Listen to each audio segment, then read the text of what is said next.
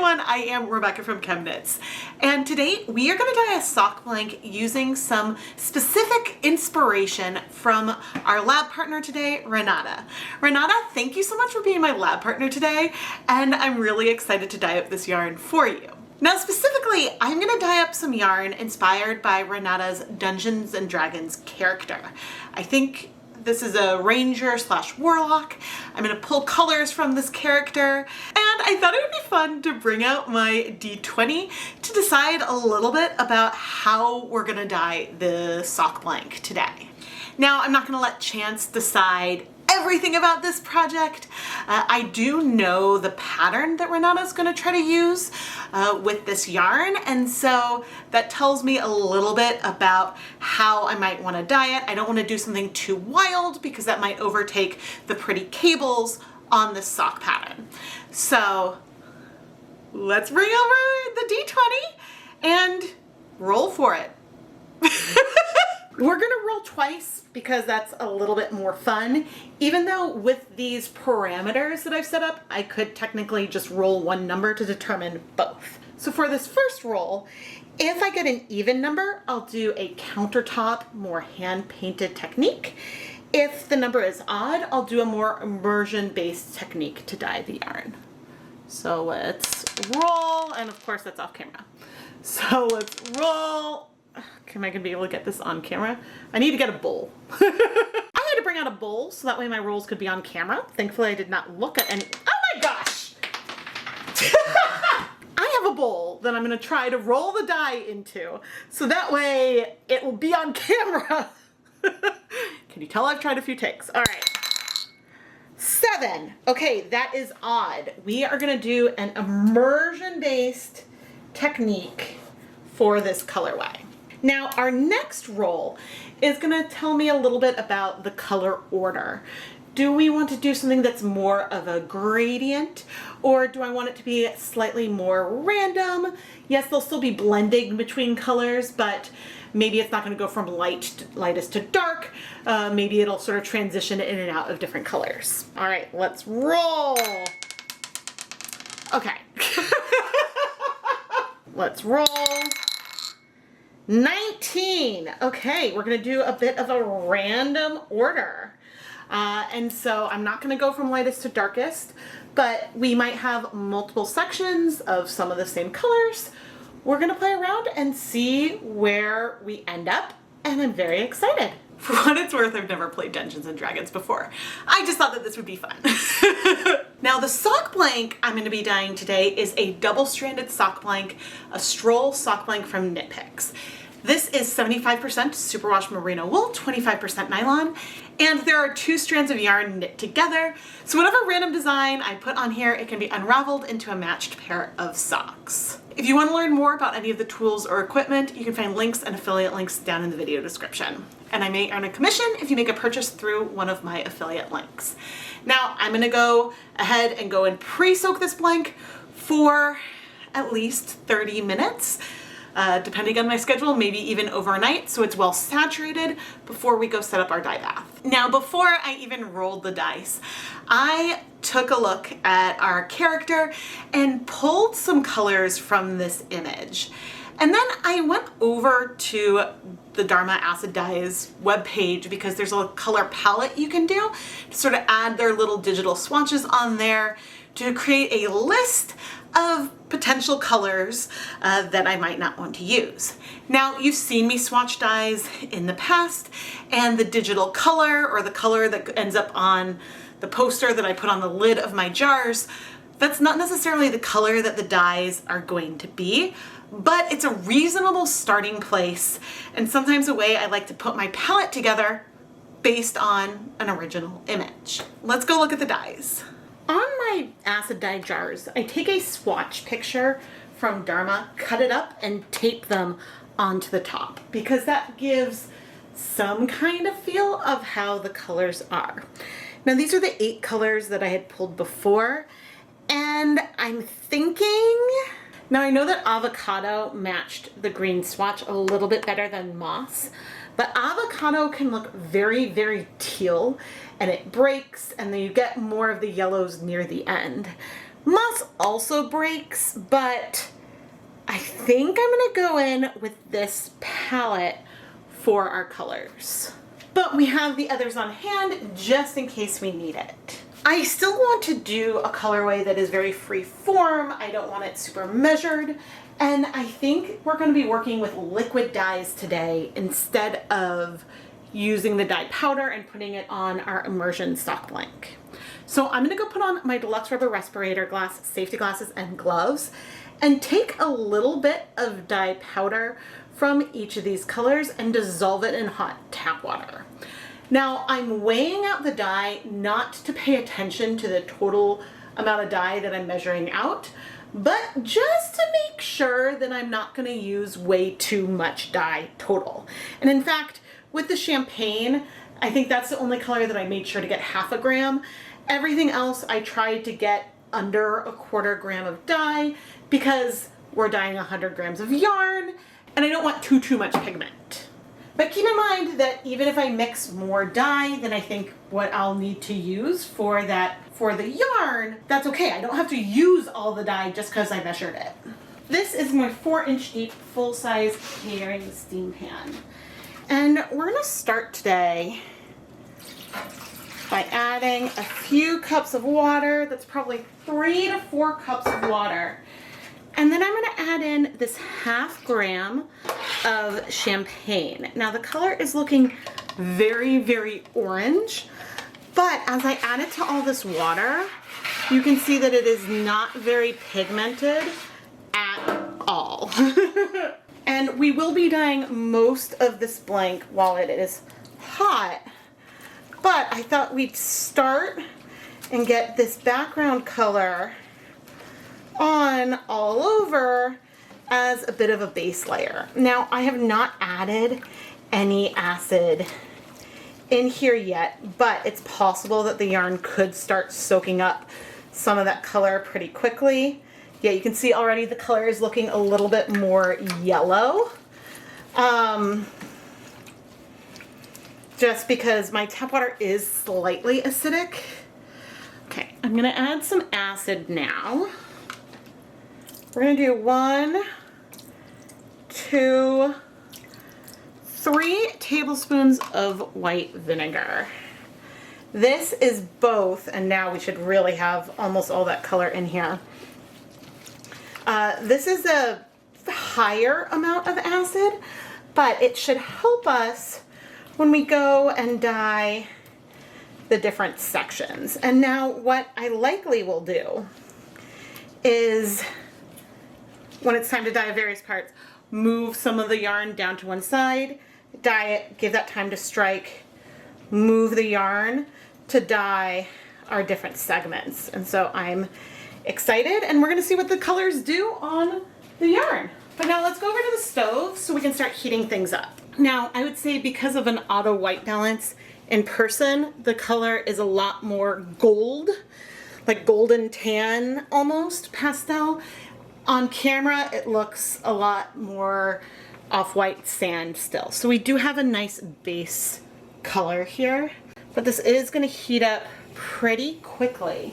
And I'm gonna use my tongs to help prep for the addition of our first colors. Now, I am, even though we're gonna do some more random placement of the color, I'm gonna try to keep the colors mostly in some nice horizontal sections because I don't want it to be too wild, because I don't want that to disrupt or distract from the pattern. So this is some of the duckling. I'm coming and adding it. I'm pouring onto where there is some water. I'm gonna add a little on here, just so that way I can spread it a bit. We're still gonna end up with variegated patches of color, clearly. But yeah, because where the dye, you can see it striking quickly where I've first added it, but that should still be a little bit subtle. It's not, there's going to be variegated patches in here, but I think that that is nice. If I was doing dry dye powders, things would be a lot more extreme. Okay. Now my hope is that these colors are going to strike pretty quickly to where they've been placed. Okay, I'm going to come in here, trying to give myself a little bit of some space. Okay, we're coming in with the black. This time I'm adding a little bit more. And I'm going to use my spoon to help spread it. Now it may wick down the side some. It may not stay just completely in this well where I've placed it. But that's part of the fun, in that you attempt something and things may not turn out exactly the way we tried. But I'm going to reduce the heat so it's on medium. And we're going to give this a moment to let things set. Mostly for the black. More so than for the yellows, because the black is the deepest color. But I'm sort of excited to see where it's going to go, and we'll add more color in other areas once this has had more of a chance to sink in. Cool. And you can see we're definitely getting some air pockets as things boil underneath, and the color will move. It's not going to just stay put there, but I'm excited to see the sort of tie-dye and the paths that it ends up taking. But anyway, we'll be back in, let's wait 5 minutes and we'll see where we are. Okay, there might be a little bit of some color left, but most of it is in the yarn, and you can see some of it has moved down here as well. Okay, so what I want to do over here is some of our brown, which again may move, and we can always mix more of the color. Ooh, but actually that I think might layer nice with the golden, and then the golden, the duckling. And then right here, I'm gonna come in, oh dear, don't want the plastic spoon to fall in, with some of the moss green. And see, we've got the background color in here, so if we have some of that ivory from the bow left, that'll be good. But I think that this moss green is doing a really nice job. I like what's going on there. Okay. I don't want things to be too repeating, and I'm kind of forgetting where I drew the yellow from in the picture. I remember the colors, but not really the proportions. But bringing that down, because I don't want things to feel too repeating overall. Although we may have an undercurrent of that ivory color. Come on, go across with our brown. All right, the one color I've now used up is that brown. And I think I'm gonna wanna do some more, whoops. And I think I'm going to want to do some more green down at that end down there, but I'm going to wait. I'm going to wait and let everything have 5 minutes before I move things so I don't blend anything too much. So I'll be back. Oh, I really like this. Okay.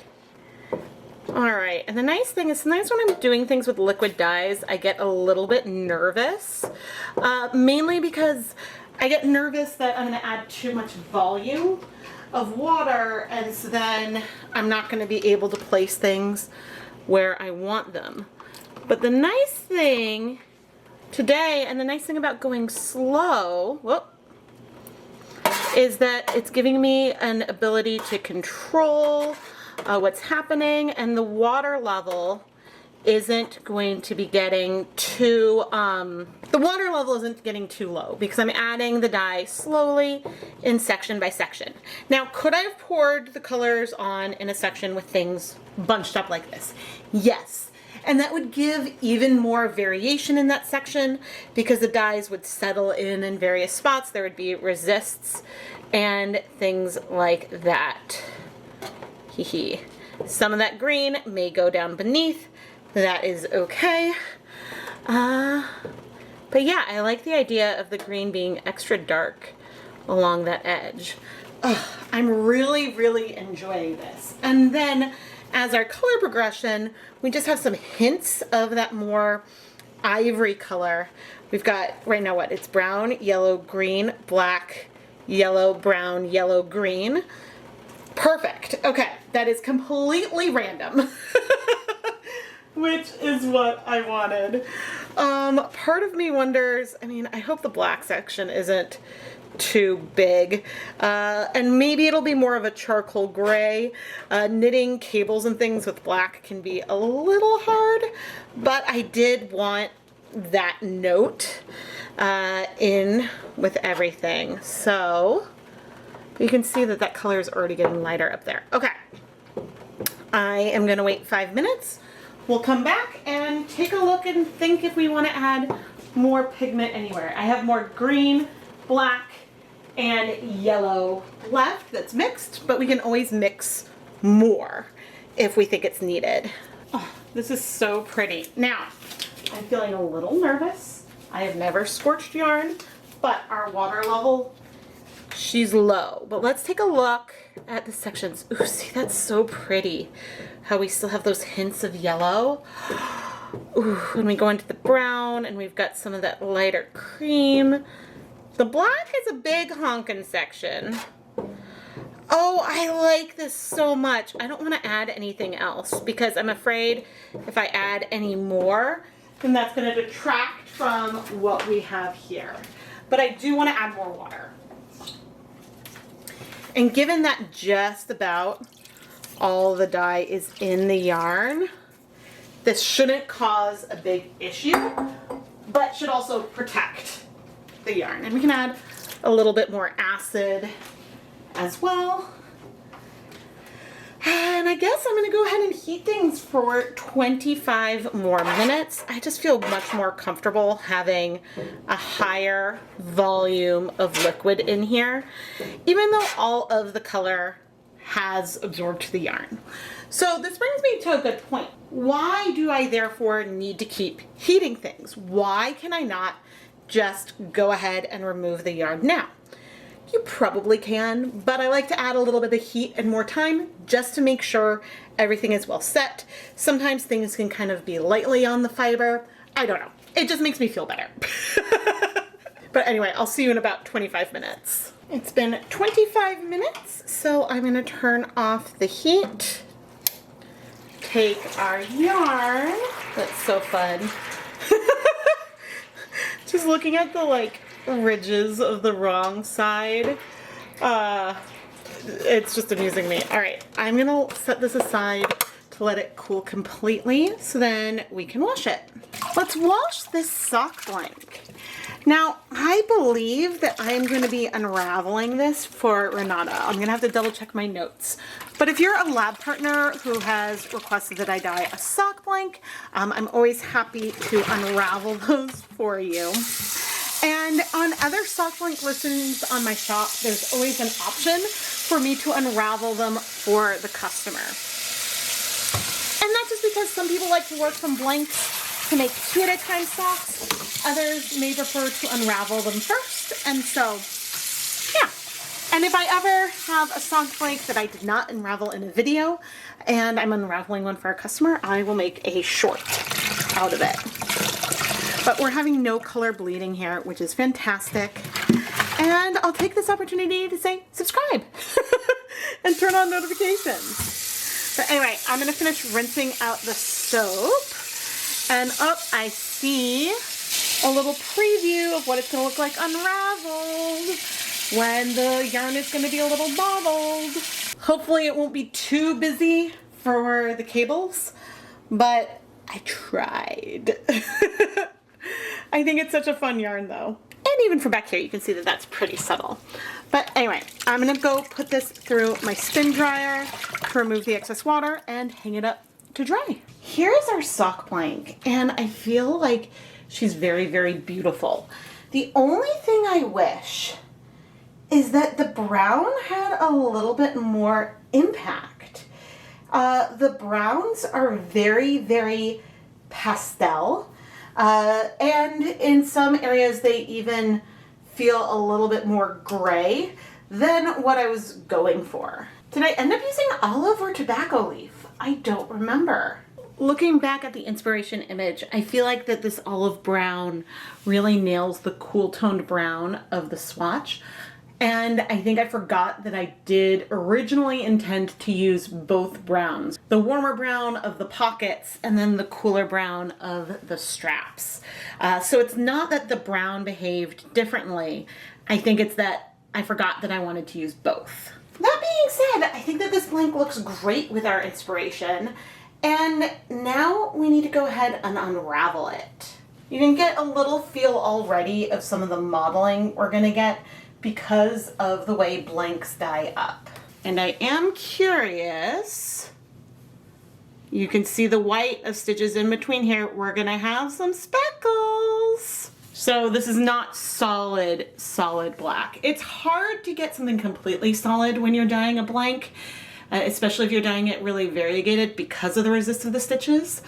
But we'll see how things look once it's unraveled. Oh, but one last thing. Let's flip it over. Ooh, we have some warmer brown tones in here. I think we're the cool tone brown mixed with the yellow, and we have some hints of that over there as well.